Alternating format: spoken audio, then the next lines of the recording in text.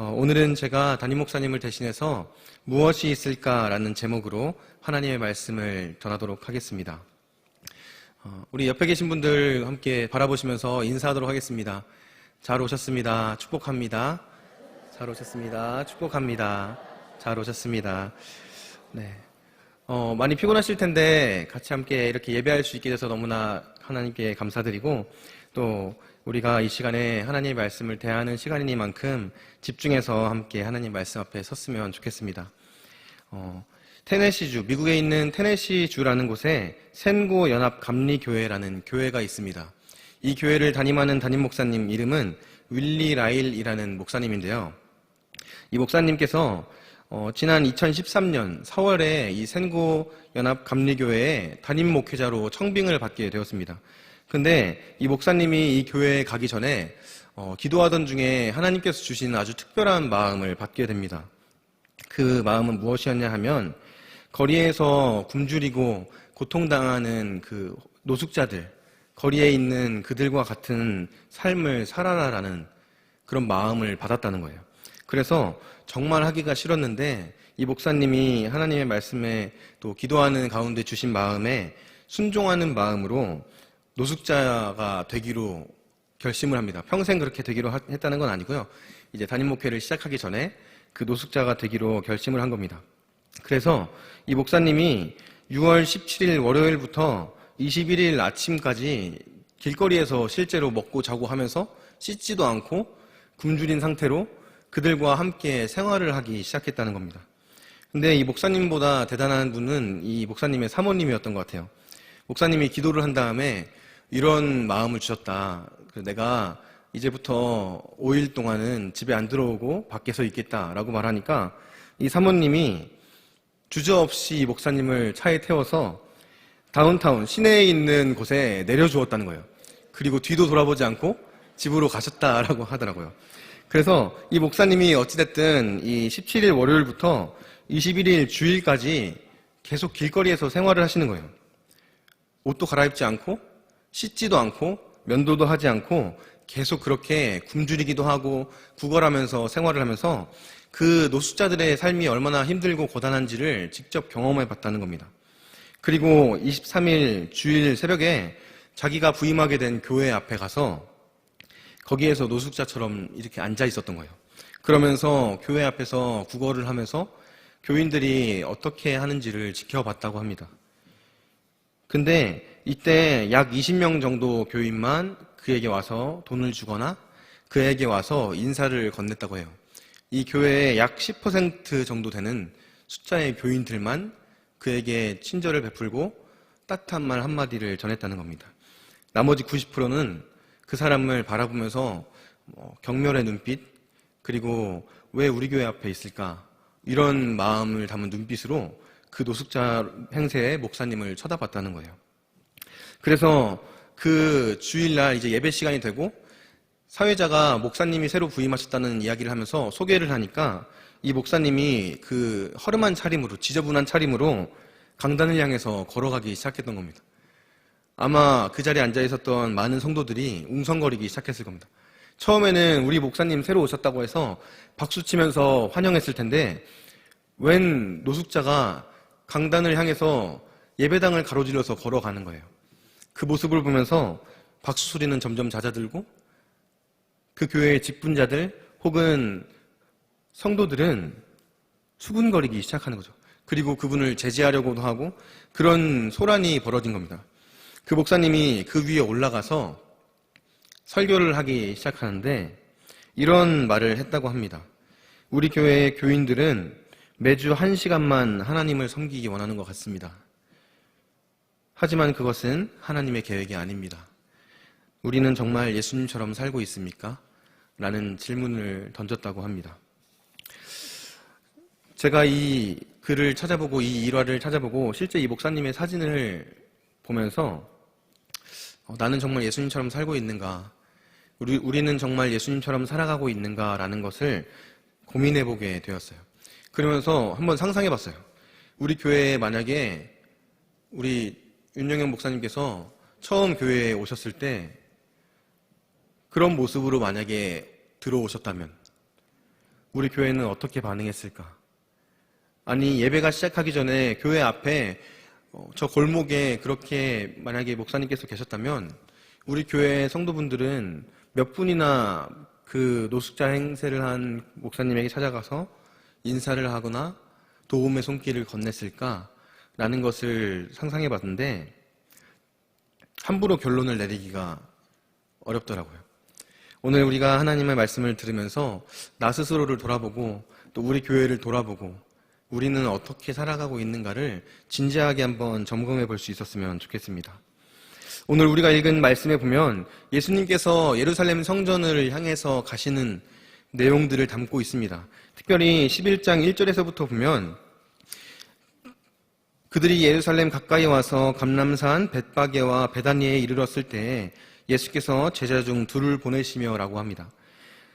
예루살렘에 가기 전에 예루살렘이 이 정도 위치에 있다면 감람산이 예루살렘 바로 옆에 있어요. 그리고 감람산에 들어가는 초입에 벳바게라는 동네가 있고 바로 옆에 베다니라는 동네가 있습니다. 말씀을 통해서 우리가 잘 듣고 알고 있는 것처럼 이런 동네들이 있는데 예수님께서 베다니와 벳바게 이쯤에 도착하셔서 제자들을 보내시는 겁니다. 그리고 예수님께서 타고 갈 나귀를 데려고 오라고 제자들을 명령하시고 거기서 나귀를 타고 감람산을 건너서 예루살렘 성전까지 가시는 거예요. 예루살렘 성 앞에 도착했을 때 사람들이 예수님을 환영하기 시작했죠. 호산나 호산나 하면서 종려가지를 흔들고 자신들의 옷을 깔고 예수님을 마구 환영하기 시작합니다. 그리고 예수님께서 11장 11절에 보시면 그렇게 환영을 받은 다음에 예루살렘에 이르러서 성전에 들어가십니다. 그리고 성전을 한번 이렇게 쑥 둘러보시는 거예요. 성전을 한번 쭉 둘러보신 다음에 제자들과 함께 날이 저무니까 다시 감람산을 건너서 벳바게를 지나서 베다니로 들어가세요. 그리고 거기서 하룻밤을 머무시는 겁니다. 베다니에서 하룻밤을 주무신 다음에 우리가 읽은 본문의 내용이 이제 시작되는 겁니다. 12절에 보니까 이튿날 그들이 베다니에서 나왔을 때에 예수께서 시장하신지라 라는 말씀이 있습니다. 베다니에서 이제 나와서 예수님이 아침에 식사를 안 하셨는지 시장하셨던 모양이에요. 그래서 이제 걸어가시다가 멀리에 보니까 나뭇잎이 무성한 한 무화과 나무를 발견하세요. 그리고 그 무화과 나무를 향해서 걸어가시고 거기서 이제 뭐가 먹을 게 있나 한번 찾아보시는 거예요. 제가 예전에 어떤 프로그램, TV 프로그램을 보다가 재밌는 표현을 하나 들은 적이 있습니다. 젊은이와 아저씨를 구분하는 방법이에요. 이 젊은이와 아저씨는 감정의 표현이 다르다고 합니다. 한번 들어보시면서 나는 젊은이인가 아니면 나는 아저씨인가 한번 생각해 보시면 좋을 것 같아요. 젊은이들은 어떤 것을 바라보거나 놀라운 경험을 했을 때 반응이 굉장히 무미건조하다고요. 그냥 와 대박, 재밌네, 이 정도로 끝나는데 아저씨들은 조금 다르다고 합니다. 아저씨들의 말에는 항상 노래가 들어가 있어요. 리모컨을 찾을 때도 리모컨이 어디 있나 이렇게 찾기도 하고, 뭔가를 막 찾을 때 차에서 뭔가를 열어보고 서랍을 뒤질 때 이게 어디 있나 이러면서 항상 노래가 들어가 있다는 거예요. 그리고 혼잣말을 할 때에도 항상 있는 노래인지 없는 노래인지 모르겠지만 노래를 만들어서 흥얼거린다는 거예요. 이러면서 이러면은 아저씨다, 이러면은 젊은이가 아니다라고 하더라고요. 예수님께서 무화과나무에 가셔서 열매를 찾으시면서 어떻게 하셨을까? 저 잠깐 그런 생각이 들어서 생각해 보려고 하다가 이건 아닌 것 같다 싶어가지고 나중에 천국에 가면 한번 여쭤봐야지 라고 하고 그냥 넘겼어요. 나중에 우리 같이 천국에 가서 예수님께 한번 여쭤봤으면 좋겠습니다. 예수님께서 아마 어디 있나 이러면서 찾아보지는 않으셨을 것 같아요. 그냥 묵묵하게 이렇게 나뭇가지를 해치시면서 나뭇잎을 치우시면서 열매를 찾기 시작하신 거예요. 근데 예수님께서 기대하셨던 열매가 하나도 없는 거예요. 이 무화과 나무를 딱 뒤졌는데 작은 열매 하나조차도 없고 그냥 나뭇잎만 무성하게 있었던 겁니다. 그 모습을 보시고 예수님께서 갑자기 이 나무를 저주하기 시작하세요. 그냥 지나가실 수도 있는데 갑자기 네가 이제부터는 열매를 맺지 못할 거다 라고 나무를 저주하시고 그 다음 날에 이 나무가 뿌리째 말라있는 것을 제자들이 발견하게 됩니다. 왜 그러셨을까? 왜 예수님이 이 나무를 저주하셨을까? 이것에 대해서 어떤 학자들은, 특별히 예수님을 믿지 않는 학자, 유명한 학자 중에 버트란드 러셀이라는 학자가 있는데, 이 학자는 이 구절을 가지고 예수님이 굉장히 감정적이다, 예수님이 인격적이지 않다, 이런 식으로 표현을 하면서 내가 믿음을 갖지 못하는 이유가 여기에 있다라고 이렇게 표현했다고 해요. 그리고 슈바이처, 이 유명한 사람이죠. 이 사람도 이 부분 때문에 좀 혼란을 겪었다, 이런 얘기들을 제가 읽어보기도 했습니다. 근데 예수님께서 그렇게 나무를 저주하신 데에는 분명한 이유가 있었습니다. 상징적인 행동이셨어요. 예수님께서 어떤 이야기를 하시거나 어떤 가르치심을 주실 때 상징적으로 행하실 때가 많은데, 이 또한 상징적인 어떤 의미를 가지고 있는 행동이었습니다. 성경에 보면 많은 경우에 이 무화과나무는 이스라엘 백성들을 상징합니다. 그리고 오늘 우리가 읽은 이 11장 본문의 구조를 자세히 살펴보시면 무화과나무를 저주하시고 예루살렘 성전에 대해서 묘사하고, 그리고 나서 뿌리째 말라버린 무화과나무에 대한 이야기가 등장합니다. 그러니까 이 사이에 예루살렘 성전의 모습이 등장한다는 거죠. 여기서 무화과나무는 이스라엘 백성들 뿐만 아니라 예루살렘 성전을 상징하는 나무로 등장하는 겁니다. 예수님께서 무화과나무를 저주하시면서 우리가 조금 이해하기 어려운 모습으로 행동하시는 이유가 여기에 있는 거죠. 15절에서부터 보시면 예수님께서 나무를 저주하시고 예루살렘 성전을 향해서 이제 들어가세요. 그리고 거기서 성전을 청결하게 하시는 사건이 등장합니다. 왜 그렇게 예수님께서 예루살렘 성전을 청결하게 하시고 소란을 일으키셨나라는 것을 한번 생각해 볼 필요가 있을 것 같습니다. 15절에 보면 매매하는 자들을 내쫓고 돈을 바꾸는 자들과 비둘기 파는 자들을 다 내쫓으시면서 의자를 둘러엎다라는 표현을 사용하세요. 여기서 내쫓다, 둘러엎다, 이런 표현들은 하나님께서 심판하실 때 어떤 의미, 그런 하나님의 마음을 담고 있는 단어입니다. 매매하는 자들을 내쫓으시고 돈 바꿔주고 비둘기 파는 자들을 쫓으시고 의자를 뒤집어 엎으시는 그 행동에 예수님의 마음이 담겨져 있는 거예요. 당시에 성전 안에는 매매하는 자들, 그리고 돈을 환전해주는 자들, 짐승, 재물을 드릴 짐승을 판매하는 자들로 가득했다고 합니다. 당시 대제사장들, 그리고 이 대제사장의 사람들, 가족들이나 지인들이 이익을 취하기 위해서 성전 안에 자리를 잡고 그렇게 장사를 했다고 해요. 그래서 돈을 바꿔주는 거죠. 외국에서도 오고 전국에서 이제 사람들이 몰려드니까 화폐가 다르거나, 화폐를 작은 돈을 가져와야 되는데 큰 돈을 가져오거나, 그런 경우에 예루살렘 성전에 오기 전에 환전소를 들려서 환전을 한 후에 성전에 가서 성전세를 내거나, 이렇게 이스라엘 사람들이 환전소를 이용했다고 합니다. 그런데 원래는 감람산 정도의 위치에 있었는데 이 환전소가 성전 안으로 들어와 있었다는 거예요. 예수님 당시에. 그러면서 사람들이 돈을 가지고 오면 폭리를 취하는 거예요. 환율을 더 높게 잡아서 돈을 조금만 주고 자기들은 많이 가지고, 이런 식으로 폭리를 취하는 행위를 하면서 장사를 했다는 거예요. 그리고 멀리서 사람들이 제사를 지내기 위해서 재물을 가지고 오면 재물을 검사하는 검사관들이 그 재물을 흠집을 잡기 시작했다는 거예요. 얘는 눈이 좀 이상하다. 얘는 다리가 좀 이상한데? 털 색깔이 뭔가 지저분한데? 이건 재물로 못 쓴다. 그래서 사람들이 재물을 가져왔다가 이거 안 된다라는 이야기를 듣고 동물을 파는 자들에게 가서 재물을 돈 주고 사는 거예요. 시세보다 더 비싼 가격으로. 그렇게 해서 성전에서 장사하는 자들이 가득 차 있었다는 거예요. 그 모습을 보시고 예수님께서 다 내쫓으시고 다 뒤집어 엎으시는 모습이 15절에서부터 등장하는 성전 청결 사건입니다. 예수님께서 무화과나무에 다가가실 때 무엇이 있을까 하는 마음으로 다가가셨어요. 그리고 무화과나무 잎을 하나하나 이렇게 흩으시면서 열매를 찾기 원하셨어요. 예루살렘 성전에 들어갈 때도 마찬가지셨을 겁니다. 그 전날에 예루살렘에 도착하셨을 때 예수님이 기대하는 마음을 가지고 성전을 향해서 들어가셨을 거예요. 무엇이 있을까? 그런데 성전에 들어갔더니 말도 안 되는 일들이 벌어지고 있는 것을 보시고 실망하셨던 거죠.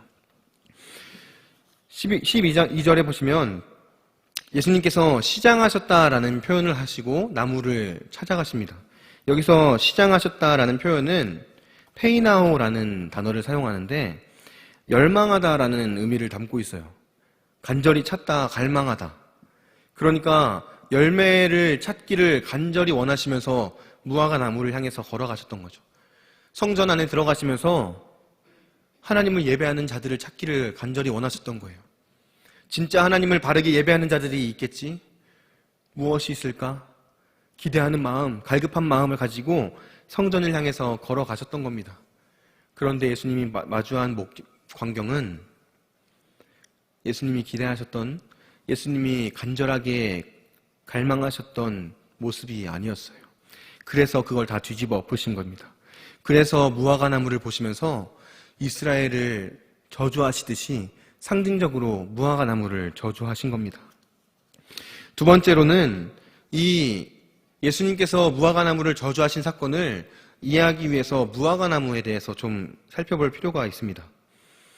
이스라엘 지역에서 그 당시 고대 근동 사회에서 무화과 열매는 아주 귀한 간식이었어요. 이스라엘 사람들이 가장 좋아하는 간식. 우리나라에서 곶감같이 이렇게 말린 것을 먹잖아요. 이 이스라엘 사람들도 무화과 말린 것을 간식으로 즐겨 먹었다고 해요. 맛은 곶감하고 많이 비슷한데 이 무화과를 즐겨 먹었던 이스라엘 백성들에게 무화과 열매가 아주 중요한 열매였던 거죠. 근데 이 무화과를 수확하는 시기가 1년에 크게 3번으로 구분할 수 있다고 합니다. 겨울이 지나고 3월에서 4월 사이에 한 번 열매를 수확하고, 그리고 6월쯤 한 번 더 수확하고 8월에서 10월쯤 열매를 수확한다고 그래요. 근데 겨울이 지나고 좀 어려운 상황에서 열매가 맺히는 이 3, 4월의 열매들은 품질이 아주 안 좋은 열매였다고 해요. 크기도 작고 덜 익어서 푸른 색깔에 맛도 별로 없고, 그런 열매가 한 번 있고, 6월 달에 열린 열매, 그리고 8월에서 10월에 열리는 열매가 가장 품질이 좋고 가장 달고 맛있는 무화과 열매였다고 합니다. 근데 예수님께서 이 예루살렘에 입성하신 때가 6월절을 앞두고 있었던 3월, 4월 그 시기였어요. 그러니까 가장 맛없고 가장 볼품없는 무화과 나무 열매, 그것이 열릴 시기가 그때였다는 거죠. 무화과 나무 열매를 보시면서 저주하시고 예수님의 그런 이해할 수 없는 행동들을, 이 무화과 열매를 생각하면서 우리는 다시 한번 확인해 봐야 한다는 겁니다. 3, 4월에 열리는 무화과 열매, 이건 팔기도 어렵고 품질이 별로 안 좋아서 가난한 사람들, 어려운 사람들이 지나가다가 허기가 질 때 따먹는 열매들이었다고 해요. 좀 부유하거나 살림살이가 넉넉한 사람들은 잘 먹지 않았대요. 그런데 이 무화과 나무 열매를 찾으셨던 그 지역의 이름이 벳바게라는 지역, 그리고 베다니라는 지역입니다. 이 베다니라는 지역은 그 이름의 의미가 가난한 자들의 집, 어려운 자들의 집, 이런 의미를 가지고 있어요. 그리고 벳바게라는 지역은 푸른 무화과의 집, 덜 익은 무화과의 집이라는 의미를 가지고 있다고 해요. 그러니 그 말은 같이 있었고, 아마 마을의 특성을 따서 이름을 지었던 것을 생각해보면 동네가 가난하고 어렵고 푸른 무화과 나무의 열매가 많이 맺히는 지역이었기 때문에 그런 이름들이 생겨났던 것 같아요. 가난한 사람들은 그것을 많이 따먹었을 것이고, 어려운 사람들은 지나가다가 배고프니까 그걸 먹었던 거죠. 그래서 그 지역의 이름이 덜 익은 무화과의 마을, 가난한 자들의 마을, 이렇게 불리었던 겁니다. 그곳에 덜 익은 무화과 나무 열매는 항상 있어야 마땅한 거예요. 그 마을의 이름답게 덜 익은 무화과 열매가 있어야 마땅한 시기였는데 예수님이 가셨던 그 시기에 그 맛없고 덜 익은 무화과 열매조차도 발견할 수가 없었다는 겁니다. 잎은 무성해서 열매가 가득가득 차 있을 것 같아 보였는데 그 초라한 열매조차도 없었다는 거예요. 조금의 기대감을 가지고 가셨던 예수님 앞에 기대했던 모습은 조금도 발견할 수 없었던 예루살렘 성전의 모습과 같았다는 거죠. 예를 들면 이런 겁니다. 빵집에 갔는데 빵이 없는 거예요. 국밥집에 갔는데 국밥이 없어요. 맛있는 식사를 기대하고 음식점에 갔는데 밥이 없다는 거예요. 그런 허탈감, 그런 실망감을 예수님이 경험하셨다는 겁니다. 오늘날의 우리들의 교회의 모습은 어떻습니까? 우리 교회의 모습, 예수 그리스도의 몸된, 교회된 우리들의 모습은 어떻습니까? 우리들에게는 예수님이 찾으시는 열매가 있습니까? 우리 교회 안에는 예수님께서 기대하시는 모습의 열매가 가득가득 차고 있습니까? 그걸 한번 돌아볼 필요가 있다는 거예요. 굉장히 진지하게. 예수님께서 다 아셨을 거예요. 성전의 상태, 무화과 나무의 상태 다 아셨을 거예요. 근데 그런 예수님께서 그래도 기대하는 마음으로, 그래도 갈급한 마음으로 성전 문을 열고 들어가셨던 거예요. 다 알지만 혹시나 그래도 내가 찾기를 원하는 그 갈급한 마음, 그 마음을 품고 무화과 나무에 다가가셨던 겁니다. 그런데 어떤 열매도 찾을 수 없었어요. 어떤 예배자도 찾아볼 수가 없었어요. 그래서 저주하신 겁니다. 그래서 그 무화과 나무가 뿌리째 말라버린 겁니다. 생명력을 잃고 더 이상 열매를 맺을 수 없는 나무, 죽어버린 나무가 되어버린 거죠. 오늘날 우리 교회에 예수님께서 들어오신다면 예수님이 어떻게 반응하실까? 오늘날 나의 삶 가운데 예수님이 들어오신다면 예수님이 나에게 무엇라 말씀하실까? 두렵고 떨리는 마음으로 우리 스스로를 돌아보아야 합니다. 저와 여러분들의 삶에는 어떤 열매가 맺어지고 있습니까? 우리 교회 안에는 어떤 열매가 맺어지고 있습니까? 2020년 한 해 예수님께서 기뻐하시는 열매, 예수님께서 기대하시는 그런 열매들이 가득가득 맺히는 우리 교회가 될 수 있었으면 좋겠습니다. 예수님께서 기대하시는 그런 모습들이 저와 여러분들의 삶 가운데 충만하게 드러나는 2020년 한 해가 되었으면 좋겠습니다. 제가 중고등부 수련회를 하면서 강사분들을 두 분을 모셨어요. 한 분은 이단을 상대로 사역하시는 이단 전문가 목사님이었고, 한 분은 학교에서 학생들을 대상으로 기독교 동아리를 만들고 예배자들을 세워가는 사역을 하시는 목사님이었어요. 근데 그 이단 사역을 하시는 목사님께서 교회에 대한 이야기들을 하시기 시작했어요. 그러면서 교회에 대한 이야기를 하시면서 말씀을 얼마나 읽고 있느냐라는 질문을 하셨어요. 우리 아이들에게. 우리 아이들이 어떻게 대답했을까요? 저는 매일 큐티하면서 말씀을 읽습니다 라고 대답하는 아이가 없었어요. 하루에 말씀을 2장 이상 읽는다고 하는 아이가 없었어요. 저와 여러분들은 어떻습니까? 하나님의 말씀을 얼마나 가까이 하면서 살아가십니까? 그 목사님이 이런 이야기를 하셨어요. 자기가 어떤 성도님의 차를 탔대요. 그랬더니 그 성도님의 차에 성경책이 이렇게 올려져 있었다는 거예요. 그러면서 속으로 감탄했대요. 아, 이분은 말씀을 사랑하시는 분이구나. 마치 사역자들처럼 이분은 차에다가 성경을 두고 읽으시는 분이구나 라는 기대감을 가지고 성경에 손을 뻗었대요. 근데 아주 놀라운 일이 일어났어요. 성경이 차에서 떨어지지 않는 거예요. 너무 뜨거워서 여름날 가죽이 녹아서 차 위에 붙어버린 거예요. 이게 안 떨어지더래요. 우리는 어떻습니까? 내가 만약에 차에다가 성경책을 놨다면 내 성경책은 아주 자연스럽게 떨어졌을까요? 아니면 붙어서 떨어지지 않았을까요? 그 이야기를 들으면서 저도 처음에는 막 웃었어요. 그런데 저 스스로를 돌아보면서 마음이 많이 찔리기 시작하더라고요. 나는 얼마나 잘하고 있나? 나는 얼마나 하나님의 말씀을 사모하면서 살아가고 있나? 우리는 어떻습니까? 우리 교회는 어떻습니까? 제가 서론에 말씀드렸던 그 목사님의 이야기, 그 목사님의 이야기를 들으면서 아마 여기 계신 대부분의 성도분들은 이런 생각을 하셨을 겁니다. 아유, 어떻게 교회가 그럴 수 있냐? 어떻게 예수님 믿는다는 사람들이 그렇게 차가울 수 있냐? 그렇게 가볍게 생각할 수도 있어요. 그런데 진지하게 내가 그 상황에 처해 있다고 생각해 보세요. 그 교회의 10%만 다가가서 인사를 하고 도움의 손길을 건넸대요.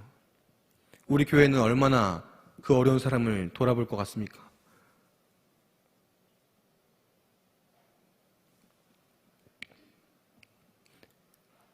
남의 이야기가 아니라, 다른 교회의 이야기가 아니라 우리들의 이야기예요.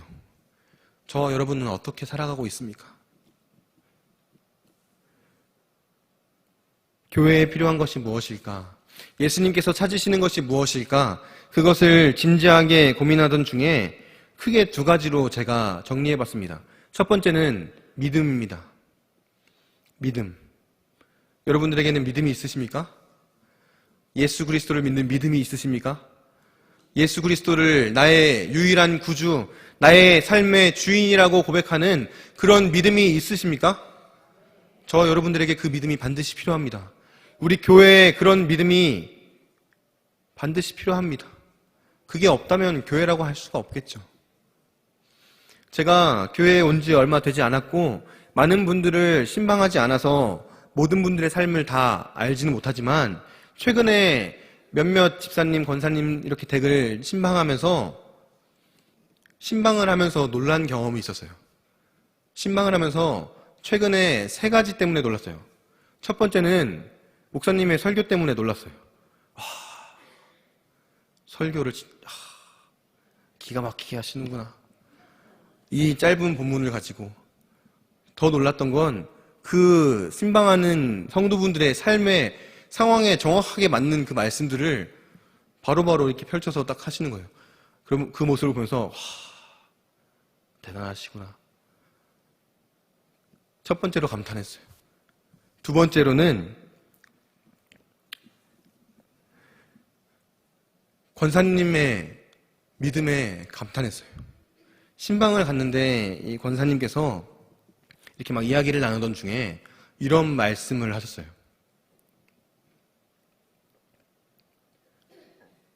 정확히 기억은 나지 않지만 이런 뉘앙스의 말씀이었는데, 이제 세상에서 뭐 누리고 이런 게 뭐가 중요하냐. 믿음 잘 지키다가 예수님 부르실 때 그때 가는 게 그게 중요하지. 그런 이야기를 하셨어요. 그 말씀을 들으면서 그 권사님의 믿음에 제가 두 번째로 감탄했어요. 세 번째로는 한 집사님의 고백에 감탄했어요. 집사님이 주일날에 일하는 것을 쉬시는 게 굉장히 큰 결단이었어요. 남들은 다 일하면서 가정을 이끌어가고 생계를 유지하기 위해서 일을 해야 되는데 주일날에는 예배 드리기 위해서 쉬시는 거예요. 피곤하실 텐데 잠도 거의 주무시지 않고 예배에 나오셔서 예배를 드린다는 거예요. 그러면서 그 집사님이 아주 놀라운 고백을 하셨어요. 주일날 쉬시면 집안 그런 형편, 경제적으로 어려우시지 않으세요?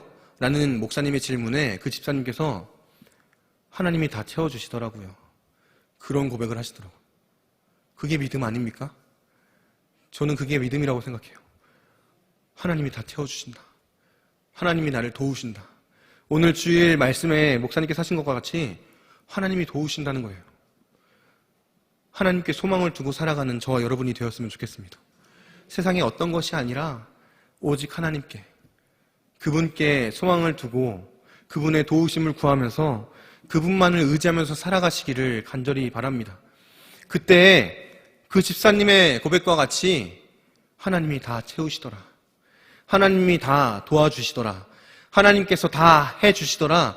그런 고백이 저와 여러분들의 삶 가운데 넘쳐나는 2020년 한 해가 되었으면 좋겠습니다. 예수님이 우리에게 찾으시는 두 번째는 사랑입니다. 제가 처음에 그 목사님, 노숙자 목사님의 이야기를 하면서 교회에 필요한 게 무엇일까라는 질문 앞에 사랑이 필요하구나라는 것을 느꼈어요. 우리는 우리 서로를 얼마나 사랑하며 살아갑니까? 교회 안에 어려운 지체들을 사랑하면서 살아가십니까? 내가 마주치는 사람들, 소외당하는 사람들, 어려운 사람들, 그런 사람들을 사랑하면서 살아가시느냐, 그 말입니다. 교회 안에서는 서로 사랑하는 것처럼 보일 수 있어요. 진짜 사랑하는 거겠죠. 교회 밖에서는 어떻습니까? 우리는 다 교회입니다. 함께 모인 우리 공동체도 교회이지만 여러분들 한 사람 한 사람들이 교회입니다. 그런데 교회된 여러분들, 교회 밖에서는 사랑하면서 살아가십니까? 예수님께서 말씀하셨죠. 너희는 세상의 빛, 세상의 소금이라고. 너희는 교회의 빛, 교회의 소금이라고 하시지 않으셨어요. 세상의 빛, 세상의 소금이라고 하셨죠. 그렇게 살아가실 수 있기를 간절히 소망합니다. 기회를 놓치지 마세요. 사랑할 수 있는 기회, 도움을 베풀 수 있는 기회, 하나님의 마음을 전할 수 있는 기회를 놓치지 마시기 바랍니다. 제가 기억나는 사건 중에, 제가 직접 경험한 일 중에, 제가 지하철역 앞에 이렇게 지나가다가 앉아서 구걸하시는 한 분을 봤어요. 그래서 주머니에 손을 넣고 뭐라도 드려야겠다라고 찾다가 손을 딱 꺼냈는데 10,000원짜리가 나온 거예요. 이건 아닌 것 같다. 다시 넣었어. 그리고 1,000원짜리를 막 찾았는데 없는 거예요. 잔돈을 찾았는데 없어요. 그래서 나중에 기회가 되면은 드려야겠다 이러고, 지금 나한테 이게 필요하다 이런 마음을 가지고 지나치는데, 그 육교를 건너가는데, 내려가는데 마음에 갑자기 막 찔림을 엄청나게 주시는 거예요. 너 지금 뭐 하는 거니? 이런 마음. 그래가지고 안 되겠다 해서 그 10,000원짜리를 꺼내가지고 다시 돌아갔어요. 돌아갔는데 구걸하던 분이 가신 거예요. 이제 그때 그 허탈감이란, 제가 그때 느꼈어요. 돕는 것도, 섬기는 것도 기회를 놓치면 안 되는 거구나. 저 여러분들에게 기회가 주어졌을 때 그 기회를 놓치지 않으시기를 바랍니다. 당장 우리 교회 문 밖을 나갈 때 그런 어려운 이웃들이 눈에 밟힌다면 다가가세요. 그리고 하나님의 마음을 따라서 도움의 손길을 건네세요. 물질이 되었든 따뜻한 말 한마디가 되었든 무엇이든 그건 중요하지 않아요. 내가 그를 돕는가, 내가 그를 사랑하는가, 그게 중요하다는 거죠. 예수님께서 우리 교회에 찾아오셨을 때 기회를 놓쳤다고 막 안타까워하고, 예수님 한 번만 기회를 다시 달라고, 예수님 잠깐 나가셨다 다시 오시라고, 그렇게 하실 수 없다는 걸 분명히 기억하셨으면 좋겠습니다.